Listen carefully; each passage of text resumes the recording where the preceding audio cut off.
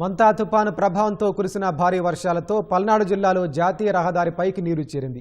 చిలకలూరుపేట సమీపంలో ఎడ్లపాడు మండలం తిమ్మాపురం వద్ద 16 నంబర్ జాతీయ రహదారిపై వరద పారుతోంది.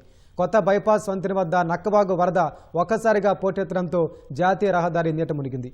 వరద ప్రభావంతో స్థానికంగా వాహనాల రాకపోకలు నిలిచిపోయాయి.